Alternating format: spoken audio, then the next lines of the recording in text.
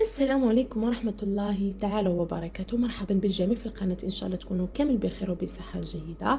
اليوم جبت لكم وصفة الحوت بحشوة بزاف بنينة ومقرمش في المقلاة، يعني ما تتعبيش روحك كامل وديريه في الفوغ. ان شاء الله تعجبكم الوصفه وتستحق التجربه صراحه. ان شاء الله الا شفتونا نستاهلوا الدعم، عليكم غير دعمونا في القناه بمتابعه ولايك باه يلحقكم كل جديد. نبداو على بركه الله. انا هنا جبت السردين تاعي بعد ما نقيته يعني وغسلته وحطيته شاح. جبت الحشوه، مكونات الحشوه. جبت طوماطيش، حبه طماطم وثلاث حبات من الثوم وشويه دبشه. نروحو نبدا نخلط، نوجد يعني الحشوه تاعي. يعني هني يعني الطريقه سهله بزاف وبسيطه وما تديلكش الوقت كامل وتعجبكم بزاف بزاف. هنايا نروح نزيد كذلك راح نجيب لي زيبيس تاوعي. راح ندير شويه من فلفل اسود وفلفل احمر وكمون، وهنا كذلك ما ننساوش الملح وشويه كزبره، يعني لي زيبيس تاوعنا العادي. وزدت هنايا يعني ربع ملعقه من الهريسه، واللي تبغي الحار وتزيد تكثر. وهنا زدت درت شويه زيت وحوالي ملعقه ونصف او ملعقتين، يعني على حسب الحشوه. أنا يعني هنا درت الحشوه قليله ماشي بزاف.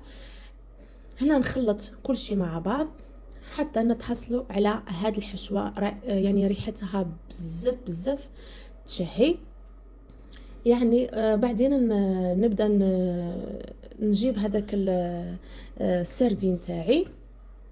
راح ندير يعني حبه فوق حبه، ودرت يعني حبات اخرين، يعني درت الحشوه في فرد الحبه ونغلقها. شوفوا نقعد هذيك الحشوه نروح يعني نديرها على السطح كامل، هذاك السردين تاعنا،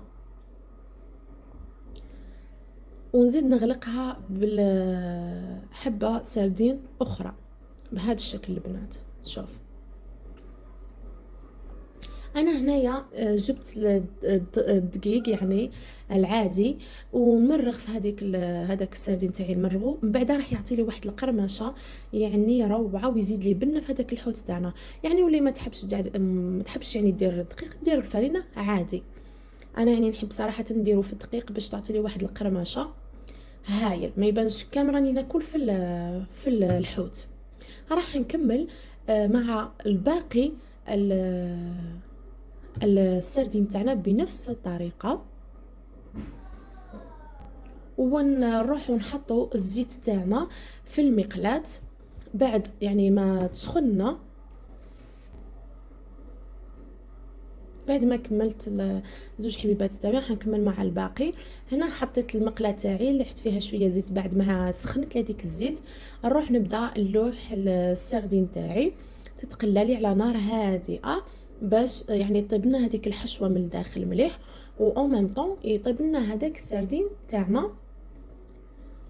ونقعد يعني ما نخلطش بزاف باش ما تخرجليش هذيك الحشوه ويتفتت لي هذاك الحوت. نخلوه كي يحمر مليح نروحو نقلبوه.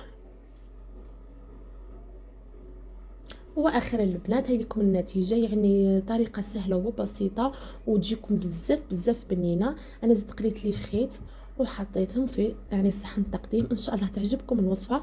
ما تنساوش تدعمونا في القناه ان شاء الله. وما عليا هنا غير نقول لكم نلتقي في عدد اخر وفي وصفه جديده ان شاء الله، والى اللقاء.